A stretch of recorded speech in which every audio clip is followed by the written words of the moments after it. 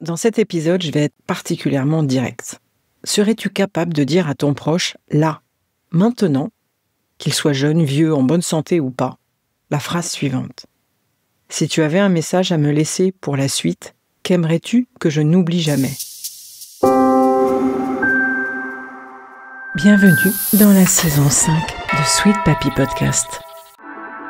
Et si je te disais que dans l'accompagnement de fin de vie de nos proches, il existe parfois des instants comme suspendus où tu découvres une force en toi que tu ne soupçonnais pas. Alors avant que mes souvenirs ne s'effacent, pendant 60 jours, j'espère devenir ton miroir. Celui qui éclaire tes choix, tes fragilités, ta façon d'aimer, que tu sois aidant ou professionnel du soin.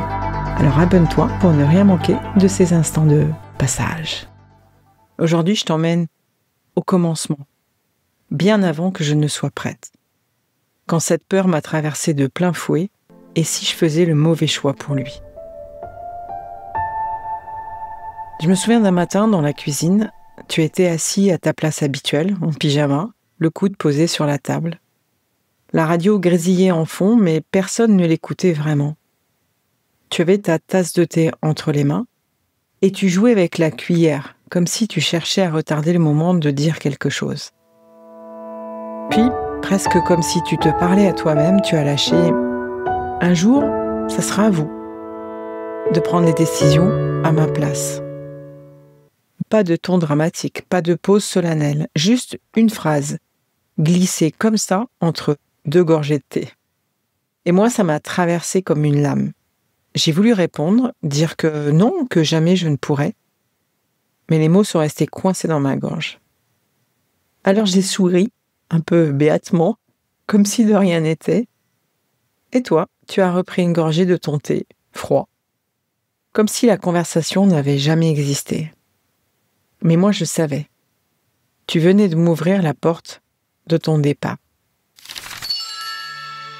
Peut-être que toi aussi, tu connais cette peur immense, celle de te tromper, de ne pas être à la hauteur, de faire un choix que ton proche n'aurait peut-être pas voulu. C'est normal de ressentir ça. Mais rappelle-toi, ce n'est pas la perfection qu'on attend de toi, c'est ta présence. On croit souvent que décider à la place de l'autre, c'est trahir. En réalité, quand un proche met des mots sur ce qu'il souhaite, c'est un cadeau, et moi je dirais même c'est un cadeau en avance. Une façon de nous dire « ne laisse pas le silence décider à ma place ». Et pour ça, il existe un outil concret en France, les directives anticipées. Tu connais ? Écrites à l'avance, elles deviennent la boussole qui évite à la culpabilité de peser sur les épaules de ceux qui restent.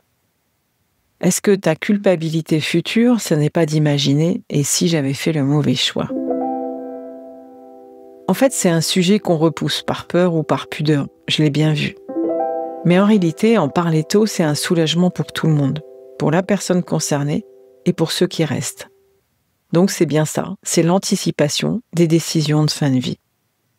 Donc comme je t'ai indiqué, les directives anticipées permettent à chacun d'écrire noir sur blanc ce qu'il souhaite ou ne souhaite pas pour sa fin de vie.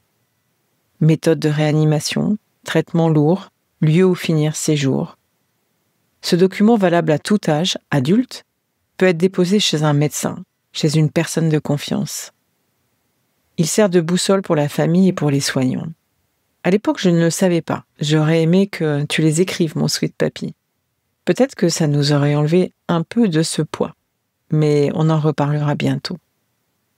Alors, si toi, tu osais en parler à ton proche, maintenant, c'est pas vraiment lui annoncer sa mort, c'est juste lui offrir la dignité de choisir.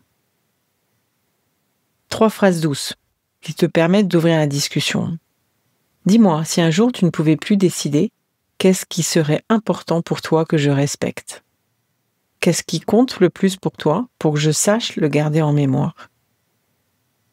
Et donc, si tu avais un message à me laisser pour la suite, qu'aimerais-tu que je n'oublie pas? Voilà, c'était notre moment du jour. Tu sais, il n'y a pas de petites histoires. Chacune porte une trace, une voix, un héritage. Alors, qu'est-ce qui t'empêche aujourd'hui de la partager? On se retrouve demain. On ira encore un petit peu plus loin. Loin dans le sens où on ira à l'étranger. Tu verras, ça remue encore. À demain! Si cet épisode t'a touché, inspiré ou donné des pistes pour mieux appréhender les imprévus de la vie, je t'invite à aller plus loin. N'hésite pas à t'abonner à Sweet Papy Podcast pour ne manquer aucun des prochains épisodes, remplis bien évidemment de bienveillance et d'histoires inspirantes. Et puis partage s'il te plaît cet épisode avec quelqu'un qui pourrait en tirer des enseignements précieux. Et surtout, si tu souhaites discuter de ton propre parcours d'aidant, échanger ou découvrir des ressources pour t'accompagner, n'hésite pas à réserver un appel découverte avec moi via le lien qu'il y a dans le descriptif de l'épisode. Sache que ton histoire, ton expérience et tes questions méritent d'être entendues. À très bientôt et prends soin de toi.